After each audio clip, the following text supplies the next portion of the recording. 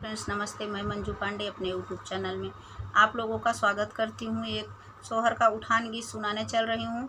कैसा लगेगा कमेंट करके ज़रूर बताना। चैनल को सब्सक्राइब करना, लाइक करना, शेयर करना और वीडियो को आगे बढ़ाना। राजा मोरे हाट गाए औरऊ बाजार गाए, औरऊ बाजार गाए हो, बहिनी चला गाए, बहिनी के देश बहिनी आलई के आई गाए हो, बहिनी चला गाए, बहिनी के देश बहिनी आलई के आई गाए हो। राजा मोरे हाट गाए औरऊ बाजार गाए, औरऊ बाजार गाए हो, बहिनी चला गाए, बहिनी के देश बहिनी आलई के आई गाए हो, बहिनी चला गाए, बहिनी के देश बहिनी आलई के आई गाए हो।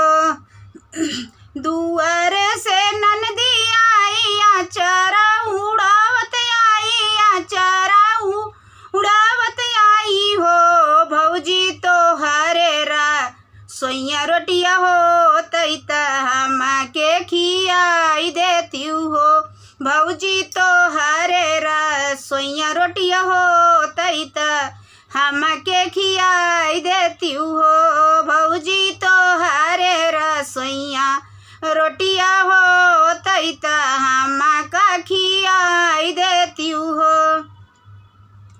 आटा मोरा चूक गए, दाता मोरा टूट गए, जाता मोरा टूट गए हो, ननदी चक्की वाला बस बड़ी दूरत लवटी घर जाती हो, ननदी चक्की वाला बस बड़ी दूर लवटी घर जाती हो।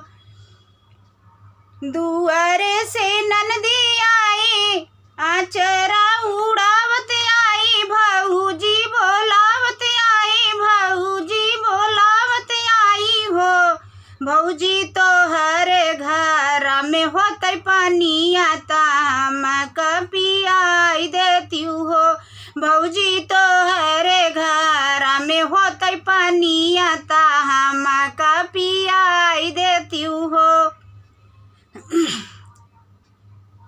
पानी हमरा चूक गए, रस्सी हमरा टूट गए, रस्सी हमरा टूट गए हो, बस ननदी कुआना हमरा बड़ी दूर लवटी घर जाती हो, ननदी कुआना हमरा बाटे बड़ी दूर लवटी घर जाती हो।